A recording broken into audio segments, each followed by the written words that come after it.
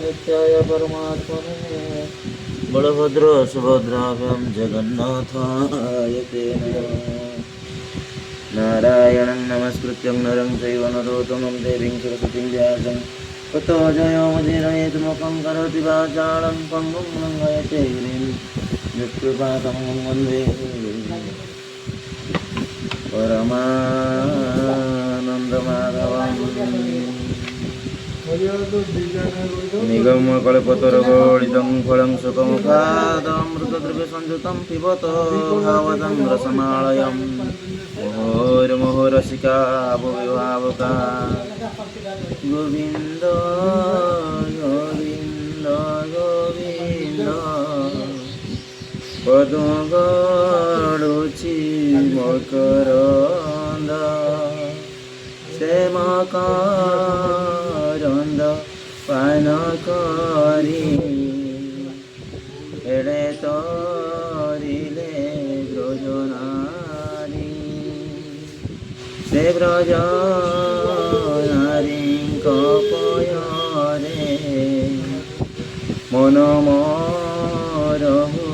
निरंतरे मन निरंतरे रहु हरे कृष्ण बोली जीव जाओ हरे कृष्ण बोली जाओ जीव मोते उद्धार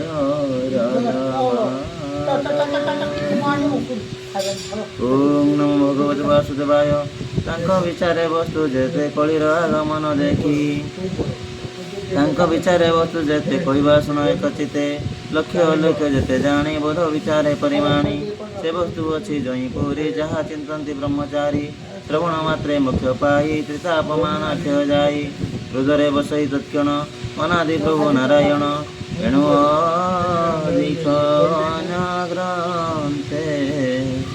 कि प्रयोजन हे जगते ए भागवतर महिमा के कही पारे गुणसीमा सकल देव होई वृक्षे फल फलिले अंतरिक्षे केते दिने पाती तले आ वृक्ष पड़िले वायु बले सुख धाइले ताहा देखी पक्षीक संगत उपेक्षी तोसेह धर पान कले भितरे सुरंग देखिले तमु गला रस सार कियबा देहा पटांतर अमृत लिंदे स्वर गुणे सुजने पुओ अनुक्षणे आनंदे कर सुधापान जेणु पाइब दिव्य ज्ञान ए चारि रसंकर मूल निगम वन वृक्ष फल प्रिय जीवन अंत जाए जेबे तरीब माया मोहे एबे शुण साधु जने हरि चरित सुधा मने सर्वदेवंकर रम्य स्थान नाम जे निमिषरण्य कलिर आगमन देखी मुनि स्वस्थाने उपेक्षी सौनक आदि मुनिगणे मिलिले नैमिषरण्ये कली कलुष भयंकरी कली कलुष भय करी एकांते मुनि विचारी संकल्प करी एक तुल्य समस्ते यज्ञ आरंभिले जानती शुभे सर्वदीक्षा गोविंद स्वर्गापवर्गे कले इच्छा गोविंद सकल मिली प्रातः काले गोविंद कर्म साधिले ज्ञान बले गोविंद सुतमुनिक मध्य करी गोविंद सकल बसिले आवरी गोविंद सकल मुनि शुद्ध मने गोविंद कहती अमृत वचने गोविंद ऋषयवाच वसुत शुण सावधाने तोर महिमा अनुमाने सर्वपुराण इतिहास शुणिबु ताहार संवाद संसारे धर्मशास्त्र जेते सबु गोचर तुम्भ मते व्यास मुनि शिष्य तुम्भे एकथा भले जाणु आम्बे पूर्वे जाइथिले ब्रह्म मुनि तांक बदनु अछु शुणी सकल शास्त्र तुम्भ तई वेद पुराण जेते कही व्यासंक अनुग्रह घेनी सकल शास्त्र तुम्भे ज्ञानी दैवे अछि यही मति जे शिष्य गुरु रे भकति शिष्य रहिते दया भये गोविंद सकल तत्व ज्ञान कहे गोविंद एणु व्यासंक शिक्षा जेते प्रकाश आंबर ग्रते निश्चय एकांत श्रेय जेते जीव तरी भजे मन्ते तेणु जेणु तुटई विष्णु माया कहो आंबरे जेबे दया ये कली जुगे जेते प्राणी आयु अल्प आयुष परिमाणी स्वभाव मंद वृद्धि हंती प्राणी उपद्रव चिंती जुग व्यवहार परिमाणे सकल धर्म आंबे जानी ए प्रश्न शुभ आंब मते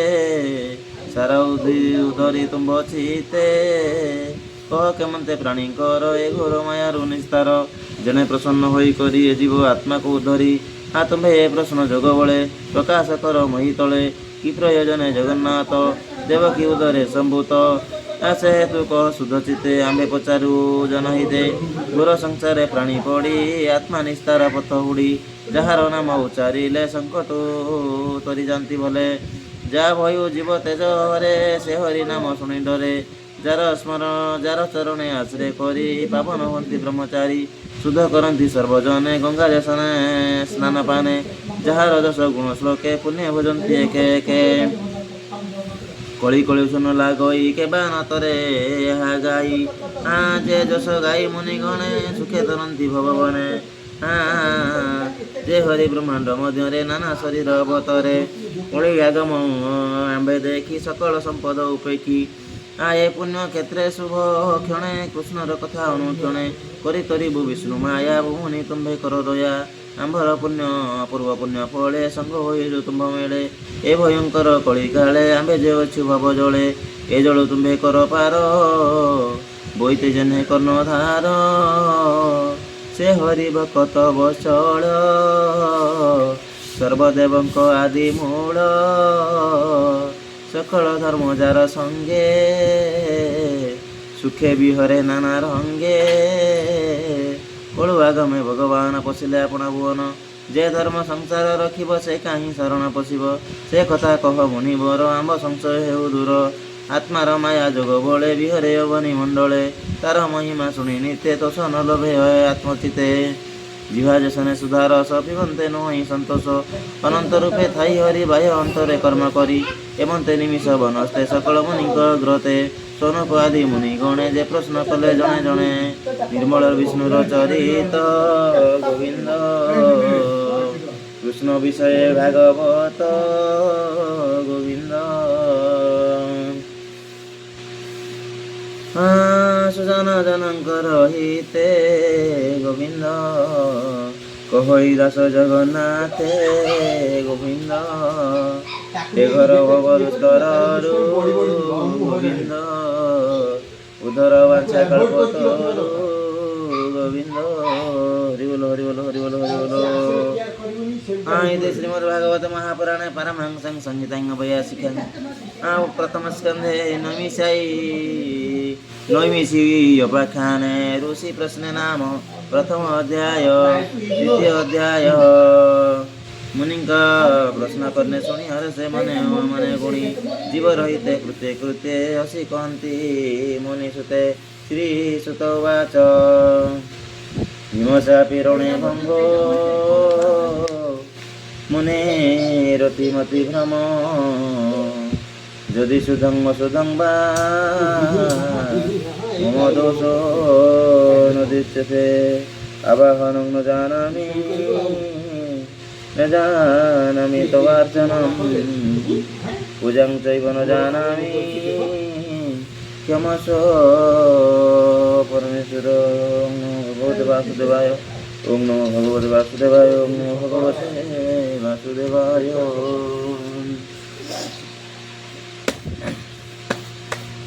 ॐ शान्ताकारं भुजगशयनं पद्मनाभं सुरेशं विश्वाधारं गगनसदृशं मेघवर्णं शुभाङ्गं लक्ष्मीकान्तं कमलनयनं योगिर्विधानगम्यं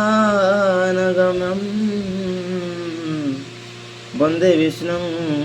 भवभयहरं सर्वलोकैक्यनाथं जं ब्रह्मा वरुणेन्द्र रुद्रमरुत सन्ति दिव्यैस्तवैः वेदे साङ्गपदक्रमोपनिषदैः गायन्ति जं सामगाः जानवस्तेन तद्गतेन मनसा पश्यन्ति जं योगिनो यस्यान्तं न विदुषुरासुरगणाः देवाय तस्मै नमः देवाय तस्मै नमः। ॐ नमो भगवते वासुदेवाय। आचार्या पितर पौत्रास्तथैव च पितामहा मातुला ससुरा पुत्रा श्याला संबंधिनस्तथा गुरुमाने पितृस्थानीय माने पुत्र स्थानीय माने एवं सही परि पितामह माने मामू माने ससुर माने नाती माने शालक माने तथा अन्य संबंधी माने भी अछन्ति। एतान्न हन्तुमिच्छामि आज्ञतोऽपि मधुसूदन अपि त्रैलोक्य राजस्य हेतो किं नमो मुहि कृते। हे मधुसूदन एमाने मते मारिदेले ମୁଁ ବି ଏମାନଙ୍କୁ ମାରିବାକୁ ଚାହେଁ ନାହିଁ। ପୃଥିବୀ ଲାଭ କରିବା କଥା କିଏ ପଚାରେ? ତିନି ଲୋକର ରାଜା ଅଧିକାର ମିଳିବାର ଥିଲେ ମଧ୍ୟ ମୁଁ ଏମାନଙ୍କୁ ମାରିବାକୁ ଚାହେଁ ନାହିଁ। ଅନିହିତ ଧୃତରାଷ୍ଟ୍ରଣ୍ୟ କା ପ୍ରୀତି ସ୍ୟାଜନାର୍ଦ୍ଦନ ପାପମେବା ଶ୍ରେୟଦସ୍ମାନ୍ ଅତ୍ୟୈତାନାତତ୍ୱାୟିନଃ। ହେ ଜନାର୍ଦ୍ଦନ ଧୃତରାଷ୍ଟ୍ରଙ୍କ ପୁତ୍ରମାନଙ୍କୁ ମାରିଦେଲେ ଆମକୁ କି ସୁଖ ମିଳିବ? ଏହି ଆତତାୟୀମାନଙ୍କୁ ମାରିଲେ ତ ଆମକୁ ପାପ ହିଁ ଲାଗିବ। ତସ୍ମାନ୍ହ୍ୟଂ ବୟଂ ହନ୍ତୁଂ ଧୃତରାଷ୍ଟ୍ରାନ୍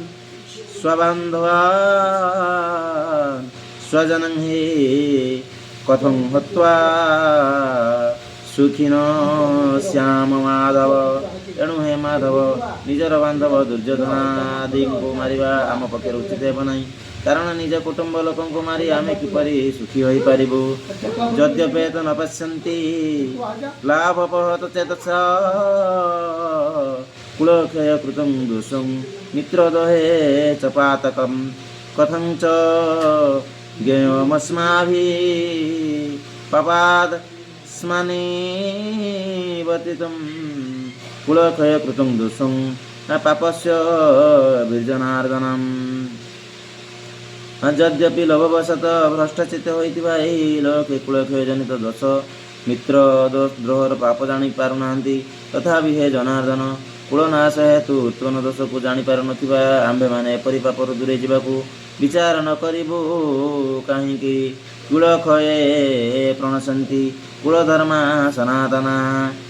ଧର୍ମେ ନଷ୍ଟେ କୁଳଂ କୃଚ୍ଛୁ ଧର୍ମ ଅଭିଭବତୁତ। କୁଳନାଶ ହେଲେ ସନାତନ କୁଳ ଧର୍ମ ନଷ୍ଟ ହୋଇଯାଏ। ଧର୍ମନାଶ ହୋଇଗଲେ ସମୁଦାୟ କୁଳରେ ପାପ ମଧ୍ୟ ବିଶେଷ ଭାବରେ ବ୍ୟାପିଯାଏ।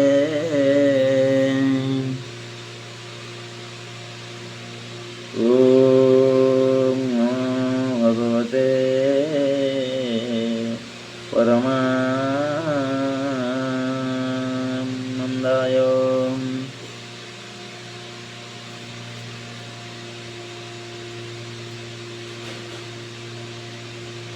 ओम विमसापिरणय भंगमुनिरभिमति ब्रह्म ज्योति सुदं सुदं वामम दोषो नवेदिते।